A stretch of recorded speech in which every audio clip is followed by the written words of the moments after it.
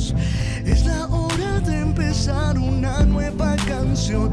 Levantemos juntos nuestra voz. Tu tiempo empieza, es tu tierra nueva, tierra nueva. Un abrazo a todos los que nos visitan por primera vez, me alegra ver muchas caras de vuelta. Yo ya iba a decir, voy a poner falta porque no están en la transmisión, pero están acá presentes. Algunos de nuestros líderes y algunos que habían evadido, pero volvieron. Bueno, un abrazo, me encanta verlos a todos por acá, a los que están acá presentes. Y a los que están allá en cámara, en casa, bienvenidos, Dios te bendiga. Espero que el Señor obre hoy a través de la palabra también y que siga dándonos las herramientas para que un día podamos estar todos junticos nuevamente acá. Sin embargo, aquí vamos a estar en estos canales virtuales que creo el Señor ha dispuesto. Amén. Entonces vamos, sin más preámbulo, a la palabra de Dios. Estamos en nuestra serie. Esta es una serie que va a ser larga. Ahora hablaba con la gente de Medio Pastor y cuánto falta para decir yo, esta es larga. Pero vamos a tener varias etapas. Y creo que hoy vamos a estar cerrando una etapa de ellas, que es la primera de nuestra visión, de vive tu visión. Y en ese Vive tu Visión hemos estado hablando del área espiritual, ¿vale? En ese área espiritual nos hemos venido moviendo y quiero que usted vaya a Eclesiastés capítulo 3 versículo 1. Ahí donde el Señor arranca haciendo este capítulo del día de hoy, amén. Vamos a leerlo juntos a la voz de tres, que ya me hacía falta leerlo entre todos. Bueno, a la voz de tres, 1, 2, 3. Todo tiene su momento oportuno. Hay un tiempo para todo lo que se hace bajo el cielo. Padre, yo te doy gracias, Señor, porque a ti te plació este tiempo, Dios, y es oportuno para ti, Señor. No importan los obstáculos, no importa la oposición, Señor. Este es tu tiempo, amado Rey. Y yo declaro con mis hermanos aquí en este lugar y desde casa que tu palabra será en mi vida conforme a tu propósito. Dígale ahí donde usted está: Señor Jesús, yo sé que tú estás en este lugar. Yo sé que tú me vas a hablar. Ayúdame a entender, enséñame a escuchar, pero especialmente, papá, ayúdame a practicar en el nombre de Jesús. Amén y amén.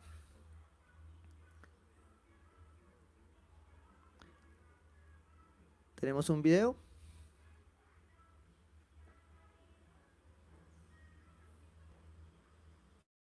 Hoy les voy a contar de la osa bien cocida.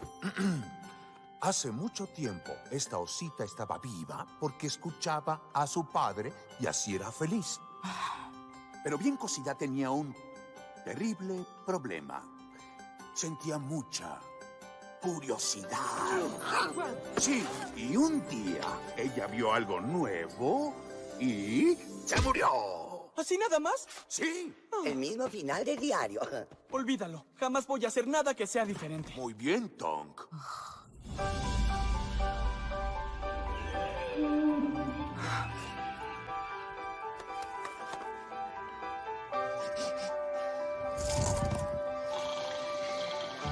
Mi familia siempre ha sobrevivido siguiendo la única regla de mi padre.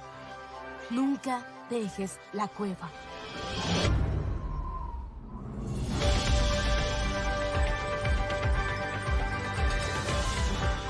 Nunca habíamos podido explorar el mundo exterior.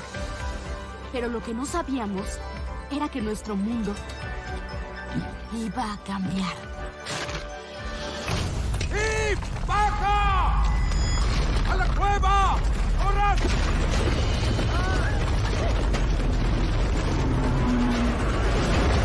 ¡Cuidado!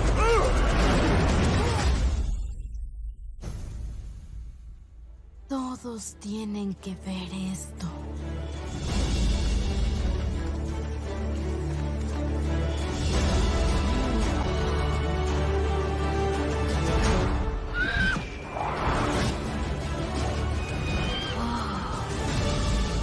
Es bellísimo.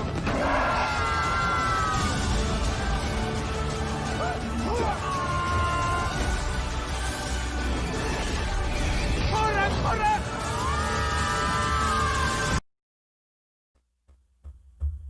Sí, está al final. No era el coronavirus, aclaro.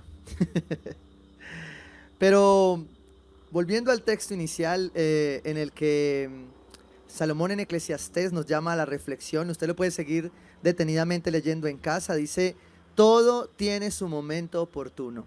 Hay un tiempo para todo, absolutamente todo lo que se hace bajo el cielo. Y yo me apoyé en esta película, en esta animación, porque siempre me ha llamado la atención cómo hay tiempo para estar en la cueva, pero también cómo hay tiempo para salir de la cueva. Y lo que estos muñequitos representan ahí es tal vez lo que muchos de nosotros estamos viviendo. Cuándo entrar o cuándo salir de algunas etapas y algunos procesos. Pero ¿qué tiene que ver esto con nuestra área espiritual? Es que hemos venido abordando el área espiritual desde todas las disciplinas que tenían que ver conmigo. Es decir, todo lo que yo le había predicado hasta acá, en teoría era fácil, porque solo dependía de usted, no dependía de nadie más, decía usted y Dios, ¿sí? Pero esta nueva área implica movernos, implica salir de la cueva, porque ya estas con las que hoy finalizamos este área espiritual son la práctica de lo primero que hicimos. ¿Por qué? Porque estas ya involucran a otros. Y después de dos está Dios, pero también están todos los problemas, ¿sí o no? Por eso el apóstol Pablo exhortaba muchas veces de que era mejor estar solo. No porque tuviera nada en contra del matrimonio, sino que él sabía que iba a tener un reto más grande, digámoslo así, porque ahora lo vamos a ver en la palabra. Entonces, esta parte del área espiritual involucra cuatro áreas más o menos, donde nosotros debemos empezar a trabajar. Pero para poder llevarlo en contexto a este punto, yo quiero que usted me acompañe a Mateo 16, versículo 18. Dice, yo te digo que tú eres ¿quién? Pedro. Y sobre esta piedra edificaré ¿qué? Mi iglesia. Estas 4 disciplinas o estas 5 disciplinas que ya trascienden lo que yo soy, lo que yo puedo hacer, involucran un elemento fundamental en el desarrollo de cualquier área espiritual. Y es la iglesia como centro. Y el Señor Jesús aquí nos lo está explicando y nos está diciendo, y sobre esta piedra edificaré ¿qué? Mi iglesia. Sobre esa piedra, los niños no, los que están ensayando el servicio de niños están con volumen alto, hay que bajarle un poquito. Edificaré mi iglesia y las puertas del reino de la muerte no prevalecerán contra ellas. Nada, absolutamente nada detendrá la iglesia, ¿sí? Y ahí en la iglesia comienza un poco nuestras siguientes disciplinas espirituales. ¿Por qué es importante tener en cuenta esto? Porque miren lo que dice acá, y aquí hay un posesivo interesante, donde el Señor dice, edificaré mi iglesia, no es mía, no es la iglesia del pastor, no es la iglesia, es la iglesia ¿de quién? De Cristo. Si yo no tengo ese principio claro, yo no voy a poder edificar estas siguientes disciplinas espirituales. Él es el dueño, Él es el Señor, Él es el pastor, Él es arquitecto, es constructor, Él es el que tiene la propiedad sobre su iglesia, Él es el rey, solo Él, ¿sí? Y resulta que es posible que en el camino nosotros muchas veces nos confundamos frente a la iglesia. Por lo que nos hizo ¿quién? La iglesia. Pero no la iglesia sola, porque ella sola no puede hacer nada. Es por lo que nosotros mismos ya podemos hacer. Porque como somos parte de esa iglesia, Efesios 5, 25, 30 lo dice de esta manera. Esposos, amen a sus esposas, así como Cristo, ¿qué? Amó a la iglesia y se entregó por ella para hacerla, ¿qué? Santa. Jesús entregó todo por su iglesia. Y por eso nos llama a los hombres a amar a nuestras esposas como Él ama a la iglesia. Y seamos sinceros, no es tan fácil amar la iglesia en su imperfección. No es muy fácil amar a algunos hermanos a veces en su imperfección. Nosotros que somos siervos y líderes lo vivimos acá desde las 7:15 de la mañana, ¿sí o no? Amén. Bueno. ¿Por qué? Porque no es fácil. Somos distintos, somos diferentes, pero somos la iglesia. Y esto es importantísimo en esto. Y quiero hacer un paréntesis ahí, porque el Señor manda al hombre, al esposo, a amar a su esposa, como Cristo amó a la iglesia. Pero entonces, ¿cómo se debe amar a la esposa o cómo se debe amar a la iglesia? Y el primer punto debería ser que debo estar dispuesto a sacrificar todo por ella. Hay esposos aquí, ¿cierto? Y ahí en la pantalla, ¿cuántos están dispuestos a sacrificar todo por su esposa? Ahora, ¿cuántos están dispuestos a sacrificar todo por la esposa de Cristo? ¿Sí? Es una pregunta que el Señor nos llama. El segundo punto en cómo debo amar, cómo debe amar el esposo a su esposa, debe hacer que el bienestar de su esposa sea su prioridad. Y viene una pregunta interesante. ¿Estoy haciendo que el beneficio de mi esposa sea mi prioridad? Debo preguntármelo. Y la pregunta es, ¿estoy haciendo que el bienestar de mi iglesia sea mi prioridad? En el orden que deba colocarlas. Punto número 3 ahí en esa introducción dice, debo cuidar de ella. ¿Cómo debo amarla también? Debo cuidar de ella como el que cuida su propio ¿qué? Cuerpo. Y aplica el principio que hemos venido predicando. Ama a tu prójimo como ¿qué? Como a ti mismo. Cuida a tu esposa como a tu propio cuerpo. ¿Sí? Por eso es que yo peleo con mi esposa. No come esto, no come esto, no come esto. ¿Por qué? Porque lo que le haga daño a ella me hace daño a mí. Y lo que me haga daño a mí le hace daño a ella. ¿Sí? Por eso las esposas deben comerse las verduras que el esposo come. ¿Sí? Que le cayó, le cayó. Bueno, sigamos. Debe cuidar de ella como el que cuida su propio cuerpo. Debo cuidar de mi hermano de la iglesia como el que cuida su propio cuerpo. Porque lo que me hace daño a mí le hace daño a mi hermano como iglesia, como cuerpo. Dice ahí entonces adelante Pablo, él en la cruz purificó su iglesia, lavándola con agua mediante ¿qué? La palabra de Dios. Usted quiere purificar su esposa con la palabra de Dios. Queremos purificar la iglesia a través de la palabra de Dios. Él la purifica, ¿sí? Lavándola con agua mediante la palabra para presentársela a sí mismo como una iglesia ¿qué? Radiante, santa, sin mancha, ni arruga, ni ninguna otra imperfección, intachable, ¿sí? Asimismo, el esposo debe amar a su esposa como a su propio cuerpo. El que ama a su esposa se ama a sí mismo. Pues nadie, escuche bien esto, nadie ha odiado jamás su propio cuerpo. No hay, lo he repetido 100 veces en la iglesia, no hay cristianismo sin amar la iglesia de Cristo. No existe. Usted puede tener diferencias, dificultades con hermanos, con parte de la iglesia, pero tiene que amarla. Es el mandamiento que el Señor nos da, ¿sí? Pues nadie ha odiado jamás su propio cuerpo. Al contrario, lo alimenta y lo cuida, así como Cristo hace con la iglesia. Porque somos miembros ¿de quién? De su cuerpo. ¿Por qué es importante a nivel de introducción entender esto cuando vamos a salir de una cueva? ¿De qué tiene que ver todo esto? Porque estas 4 disciplinas espirituales involucran de cierta manera la iglesia.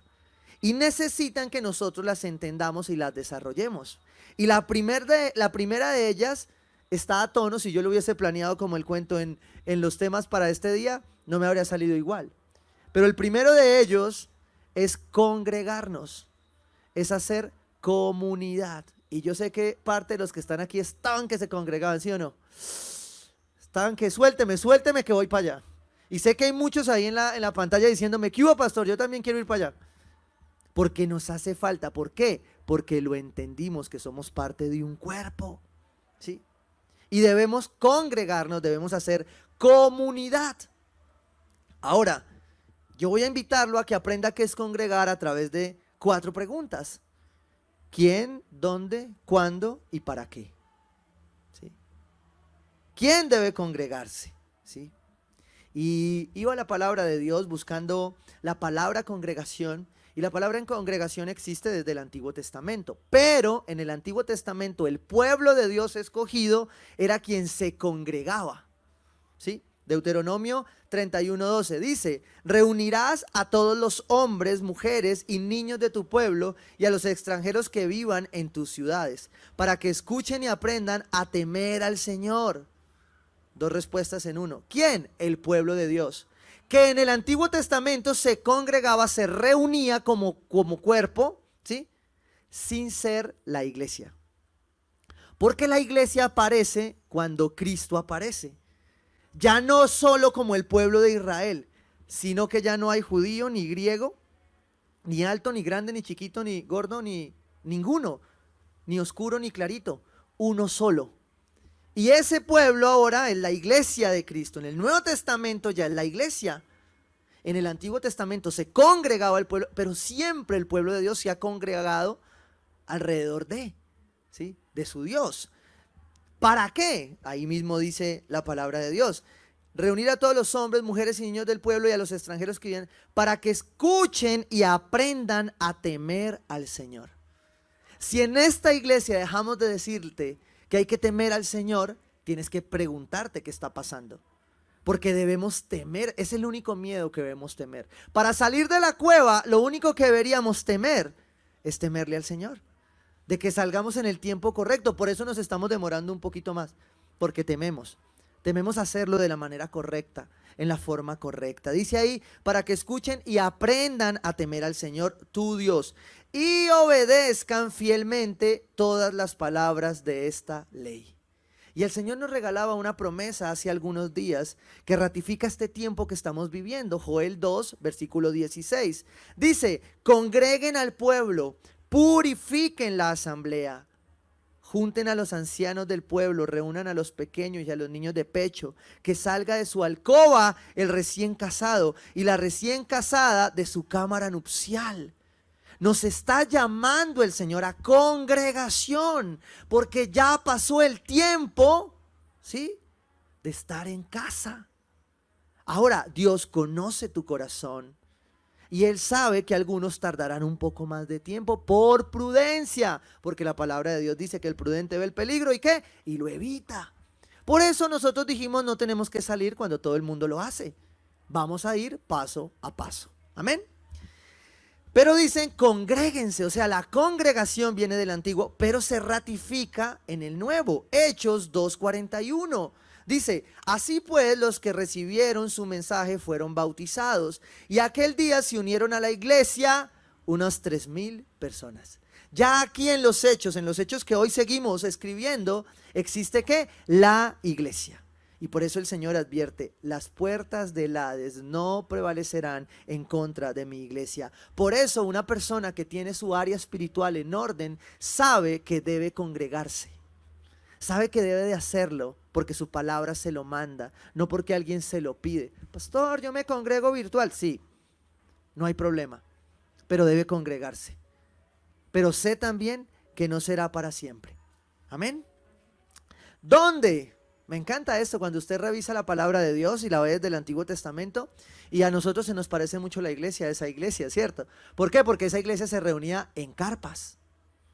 Si usted mira durante toda la palabra de Dios, la verdad no dice que tendrían que ser edificios cuadrados con aire acondicionado, ni tampoco dice que tendría que ser, pero se parece mucho a esto, ¿sí? Dice que se congregaban en carpas. Después también tuvieron alrededor un tabernáculo. Si había un tabernáculo de reunión, hicieron un templo. Cuando Jesús viene dice que se congregaban en la montaña, en lo alto. Lo iban a buscar en la intimidad. Y nosotros empezamos a congregarnos en el templo. Y la palabra nos dice que nosotros somos templo del Espíritu de Dios, ¿sí? Algunos tienen un templo en expansión, otros ahí vamos. Pero nos congregamos en este primer templo, pero no dejamos de ser la iglesia. Llevamos 5 meses en este proceso y no nos hemos dejado de congregar un solo día. Y nos hemos congregado desde casa. O sea que en el Nuevo Testamento no se cambia. Dice Jesús que Él no ha venido a abolir la ley, sino a darle cumplimiento. O sea que la congregación se mantiene. El unirme en comunidad con mis hermanos es una necesidad. Y por eso yo debo saber dónde, con quién, cuándo, ¿sí? Pero debo congregarme. ¿Qué más dice la palabra acerca de eso? En Hechos 2:1 dice, cuando llegó el día de Pentecostés, estaban todos juntos en el mismo ¿qué? Lugar. Y por eso yo amo lo que Dios nos ha regalado a través de la virtualidad. Pero yo le voy a decir con todo mi corazón que la Biblia no dice eso. Que Dios lo permite y es una bendición que lo hagamos y no lo vamos a dejar de hacer. Porque eso llegó para quedarse. Pero, perdón que esto está sonando por aquí. Pero Dios necesita que su pueblo se congregue. Porque donde están juntos, ahí pasan cosas especiales. Pasan cosas que nosotros no dimensionamos. Y como nosotros seguimos leyendo el libro de los Hechos, seguimos escribiéndolo, hay cosas bien particulares. Cuando usted lee los evangelios en la versión Reina Valera 60, usted va a ver que cada evangelio termina en amén, ¿sí? Pero el libro de los Hechos no termina en amén. ¿Por qué? Porque los evangelios ya se escribieron, pero los hechos los seguimos escribiendo sus hijos. Cuando nos congregamos, cuando estamos en comunidad. Por eso es importante tenerlo. ¿Cuándo entonces lo hacemos? ¿Sí? En el día de ¿qué? De reposo. En el día del Señor. Y eso hemos aceptado que es en nuestra vida. Isaías 58, versículo 13 dice, si dejas de profanar el sábado y no haces negocios en mi día santo, si llamas al sábado delicia, al día santo del Señor honorable, si te abstienes de profanarlo y lo honras no haciendo negocios ni profiriendo palabras inútiles. Y mire si usted se mira este detalle y compárelo también con lo que dice el libro de Éxodo. ¿A qué se llamaba el día de reposo? Voy a preguntarles algo. ¿Qué cambia? ¿En qué cambia Dios con que yo repose? En nada, ¿sí o no? ¿Por qué? Porque Él sigue siendo Dios. Entonces, ¿a quién es el único que beneficia el reposo? A mí. Y cuando usted se pone a detenerse en las advertencias del reposo, Él está hablando insistentemente que dejen de trabajar. Ay, pastor, ¿y yo qué trabajo? Yo que soy pastor, ¿qué trabajo el domingo? Pues tengo que buscar otra forma de complementarlo. Esto es parte de mi día de reposo. Algo es para contemplar lo que Él hace alrededor mío. Porque si yo no aprendo a detenerme, ¿sí?, del corre-corre, del trabajo, y a contemplarlo a Él en su santidad, pero también a contemplar lo que Él nos ha regalado. ¿Hay papás aquí? ¿Sí o no? Díganme si soy solo yo o a ustedes también les pasa que practican, uno se va volviendo, o practica un deporte que es como bobada, ¿sí o no? Que es mirar a los hijos. ¿Sí? ¿Usted no les ha pasado? Aún ya grandote y todo, que uno se sienta y los ve y dice, tan bonito. ¿Sí o no? ¿Quién dice tan bonito mi hijo? ¿Sí o no? Yo practico eso. ¿Sí? El día de reposo es un día de contemplar. Es un día de ver lo bueno que Dios ha sido con nosotros. Porque aún en medio de esta pandemia, hoy la iglesia se está volviendo a congregar físicamente. Porque nunca hemos parado. Pero Dios nos está recordando ahí que la congregación es juntos, en común. Yo no quisiera ver esta iglesia. Creo que hay una imagen por ahí bien interesante. Y yo creo que tal vez la iglesia, si no entiende estos principios en su área espiritual, pueda convertirse en esto. ¿Sí? Desde casa lo están viendo en pantalla. Esto es de una película. Hoy estoy de muchas películas. Se llama Wall-E. Y estas personas partieron de la tierra. Y la vida se les volvió como en pandemia. Comer, dormir y ver una pantalla. Yo me niego a pensar que esta es la iglesia del futuro. Porque mi iglesia, la iglesia que yo veo en el futuro, se parece más a la iglesia del pasado. A la iglesia desde la casa, a la iglesia en comunidad, a la iglesia que como nosotros nos quitaron el techo y nos tocan carpas. A la iglesia que nos toca de a más poquitos porque no cabemos todos y nos toca cuidarnos. A la iglesia que está más pendiente los unos de los otros. Solo cuando tú entiendes entonces, ¿sí?, qué es congregarse, qué es hacer comunidad, qué es contemplar en el día de reposo, vas a entender el segundo punto, ¿sí?, la segunda disciplina comunitaria, y es la comunión. Me regreso a Hechos 2, versículo 1. Cuando llegó el día de Pentecostés, estaban todos juntos en el mismo lugar. Tenían común unión. ¿Sí? ¿Qué nos une a nosotros aquí? ¿Qué es lo que tenemos en común? La misma esperanza, la misma fe, el mismo espíritu. Que yo me venga desde mi finca tranquilo, anhelando congregarme hoy, es porque hay algo en común. Común unión, y eso solo lo puede otorgar el Espíritu Santo. A su iglesia se lo revela. El anhelo que muchos tienen de volver es ese, es el anhelo de comunión. Y yo, aparte de todo, vengo y les prohíbo que se abracen y les digo, no, así, de lejitos. Usted no sabe lo difícil que es para nosotros, pero somos obedientes porque queremos volver. Y solo la oportunidad de poder ver a mi hermano, a mi hermana, ya me llenó un poquito, ¿sí? Porque yo anhelo comunión. La comunión tiene que ver con la eclesía de la que habla la Biblia, ¿sí? Con esa comunidad que se congrega. Allí hay comunión, allí hay contemplación, ¿sí? Salmo 37, versículo 4, deleítate ¿en quién? En el Señor. Pero deleitarte en el Señor no es solo sentarse arrodillado a cantar aleluya, no. Deleitarse en el Señor es poder venir juntos a decir, qué bueno ha sido Dios. Una persona que ha entendido su área espiritual integralmente, ¿sí? Que practica sus disciplinas individuales espirituales, la oración, la meditación, la palabra, hace guerra espiritual, practica el ayuno, trasciende sus disciplinas individuales a las comunitarias. Se congrega, vive en comunidad a pesar de las diferencias, ¿sí? Porque empieza a tener comunión con sus hermanos. Porque somos ¿qué? Un cuerpo. Por eso David aquí nos lo exhorta en el Salmo 37:4. Deleítate en el Señor y Él te concederá los deseos de tu corazón. ¿Qué es deleitarse en alguien? Deleitarse en alguien significa experimentar gran placer. Por eso les ponía el ejemplo de los hijos ahora. Uno se deleita en los hijos, ¿sí? O dígame, el papá que tenga un hijo feo, levante la mano. No hay hijo feo para los papás, ¿sí? Algunos salieron feos, pero para los papás son bonitos, ¿sí o no? No hay. ¿Eso cómo se llama? Deleite. Porque cuando hay deleite, cuando hay comunión, hay deleite. Y deleitarme en alguien, deleitarme en quien tengo al lado, significa experimentar gran placer y alegría en la presencia de esa persona. Y dígame si uno siente alegría cuando llega aquí. Dígame si no siente alegría cuando nos hemos encontrado, los que nos hemos visto por ahí en la calle o nos hemos tenido que ver en consejería. Uno siente alegría porque extraña a su hermano. Y el que no haya roto un protocolo, que tire la primera piedra. Bueno, en otras iglesias, en esta no. ¿Listo? Comunidad, congregación. Punto número 2, comunión. Punto número 3, cuando usted entiende la comunión, usted entiende la disciplina del dar.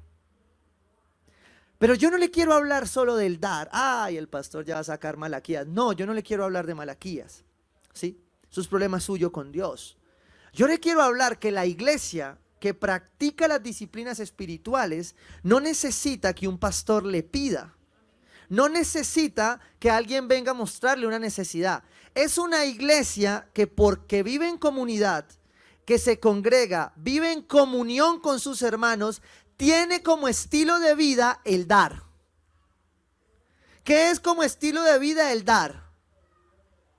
Como me daba testimonio un siervo en estos días, me decía, uy, pastor, usted me mandó a que le ayudara a llevar esas ayudas de la obra social, pero yo iba peor que las ayudas.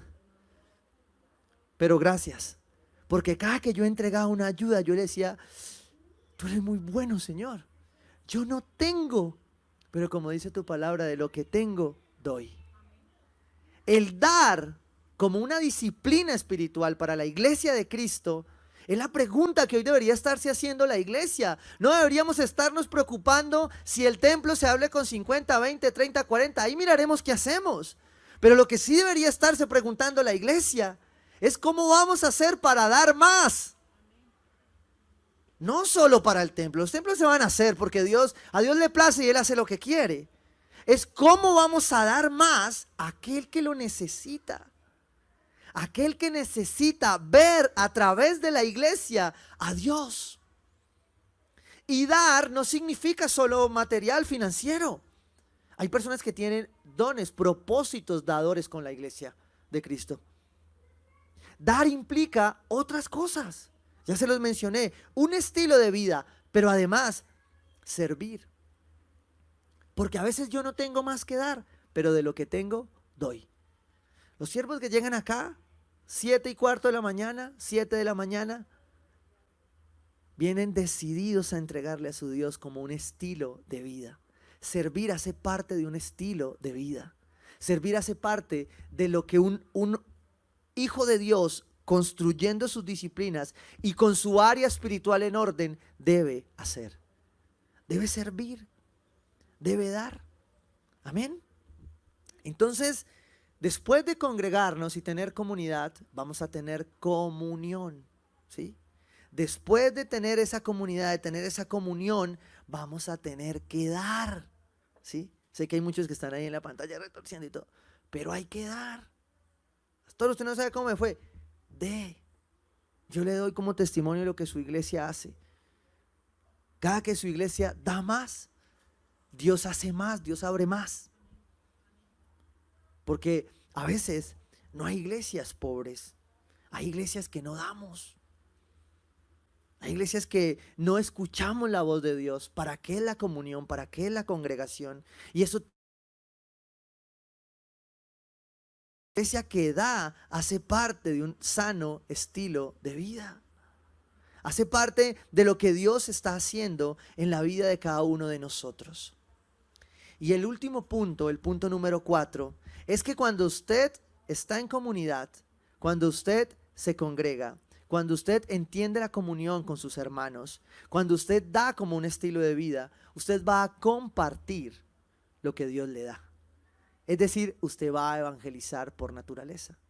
El crecimiento orgánico de cualquier iglesia se da porque comprende y entiende, ¿sí?, estos principios bíblicos. Entiende los individuales, pero trasciende a los colectivos. Y ambas disciplinas son necesarias para una vida en orden. Y yo creo que hoy y en los últimos 6 domingos, le hemos entregado herramientas para que usted logre entender qué es lo que Dios quiere en su área espiritual. En estas y en otras predicaciones usted va a complementar esa información y esos datos. Y quiero ahí, para confirmar ese punto número 4, que es el compartir, que es el evangelizar, cerrar con una promesa que hay ahí en Mateo 28, versículos 19 y 20. Déjeme, yo busco aquí un datico. Mateo 28, versículo 19. Se cayó aquí el retorno. Vamos a ver aquí si nos sale. Este es un pasaje de la Gran Comisión, ¿sí? Muchos lo tienen ahí en mente, ¿ya? Es promesa de llamado. Dice ahí en Mateo 28, 19: por tanto, vayan y hagan discípulos de todas las naciones, bautizándolos en el nombre del Padre, del Hijo y del Espíritu Santo. Y aquí quiero hacer énfasis. Dice, enseñándoles a obedecer todo lo que les ha mandado a ustedes. ¿Se acuerdan el para qué nos congregábamos? Para ser discípulos. ¿Se acuerdan el dónde nos congregábamos? ¿Para qué es? Para ser discípulos. ¿El con quién nos congregamos? Con los discípulos, con los que van a ser discípulos, ¿sí? Pero muchas veces nosotros nos embarcamos en el punto de hacer discípulos en nuestras fuerzas, porque el fuego es así. Pero olvidamos la promesa. Y en ese camino decimos, como nos puede pasar a los líderes en algún momento: no, Señor, y ahora estos protocolos, y cómo vamos a montar esto, y Señor, y el presupuesto, y todos estos meses, y qué vamos a hacer. Y se nos olvida lo que dice la palabra ahí en Mateo 28, 20. Dice, y les aseguro, escuchen bien, si el área espiritual en tu vida está ordenada en las disciplinas individuales, trascendiendo a las colectivas, ¿sí? Si tú ya comprendiste esto como tu área espiritual, tienes un estilo de vida dador, ¿ya?, de comunión, de compartir con mis hermanos aún en mi imperfección. Si tú ya trascendiste esto, yo quiero recordarte lo que el Señor te promete. Y les aseguro, Jesús está asegurándolo. No es voy a ver si. Les aseguro que estaré con ustedes. ¿Cuándo? Siempre, siempre, siempre, siempre. Hasta el fin del mundo. Esa es la promesa. Si su área espiritual usted la está construyendo como la mayoría de los que estamos acá, y estamos caminando cada día fortalecidos, fortaleciéndonos, cayendo, levantándonos, pero hemos comprendido lo que significa la comunidad, la congregación, el estilo de vida dador, la comunión con los santos, los milagros que Él hace en medio de su pueblo. Allí Él promete y dice: y les aseguro que estaré con ustedes siempre hasta el fin del mundo. Y en Joel 2:21, donde el Señor nos confirmaba esta apertura, el Señor deja otra promesa para sus hijos, para quienes están entendiendo qué significa tener el orden en el área espiritual. Dice, y creo que hay algunas personas que pueden necesitar este versículo en su corazón ahora: no temas, tierra, sino alégrate y regocíjate, porque el Señor hará grandes cosas. Alégrense, hijos de Sión, regocíjense en el Señor su Dios, que a su tiempo, recuerden el versículo clave, para todo hay un tiempo. Y hay un tiempo para el cumplimiento de su promesa. Hay un tiempo para milagros. Así como ha habido un tiempo para esperar, ha habido un tiempo para la incertidumbre, ha habido un tiempo para todo lo que hemos vivido hasta acá. Pero Él en su promesa hoy está ratificando que a su tiempo les dará las lluvias de otoño. Les enviará la lluvia, la de otoño y la de primavera, como en tiempos pasados. El Dios que estuvo con ustedes antes estará hoy de la misma manera. El Dios que estuvo antes y durante esta pandemia estará con su pueblo en lo que viene y en lo que está por venir. Y yo quiero afirmar esta palabra en oración a aquellas personas que desde casa están pasando procesos y hoy necesitaban entender que tú les has regalado una familia, una iglesia, un pueblo escogido. Padre, y yo te oro, amado Rey, creyendo que en esta comunión que tú nos regalas hoy, Señor, tú estás obrando. Y quiero orar por ti, que por primera vez tal vez te conectas con nosotros para decirte: esta es la casa de tu Padre. Dios planeó un día que tú estuvieses escuchándonos para acercarte a Él, para cambiar, para ser transformados, con esta promesa de que Él estaría contigo hasta el fin del mundo, por siempre y para siempre, Señor. Padre, y lo mismo declaramos sobre tu iglesia, sobre tus hijos, quienes están en procesos médicos, Señor, en quimios, en tratamientos, papá. Yo hoy oro por milagros en sus vidas en el nombre de Jesús. Papá, creemos poderosamente en tu soberanía, en tu poder, en tu grandeza. Pero también creemos en que eres un Dios todopoderoso y en tu soberanía dispones milagros para tu pueblo, Dios de los cielos. Papá, y hoy nos aferramos para decirte, Señor, enciende en nosotros ese fuego ahora, ese fuego en nuestro corazón, Señor, y que nada de nosotros deje de anhelar y de buscar tu presencia, Dios. No hay lugar mejor para nuestras vidas que tu tierra, Señor, que tu casa, que tu presencia, Dios. No hay un lugar mejor, no hay un lugar mejor que estar en tu amor, que estar en tu amor. No hay un lugar mejor, no hay un lugar mejor, no hay un lugar mejor que estar en tu amor, que estar en tu amor. Y enciende mi fuego por ti, que mi corazón no pueda resistir. Quiero más de ti, Dios, quiero más de ti. Enciende mi fuego por ti, que mi corazón no pueda resistir. Quiero más de ti, Dios, quiero más de ti. Enciende mi fuego por ti, que mi corazón no pueda resistir. Quiero más de ti, Dios, quiero más de ti. Más de ti, Señor.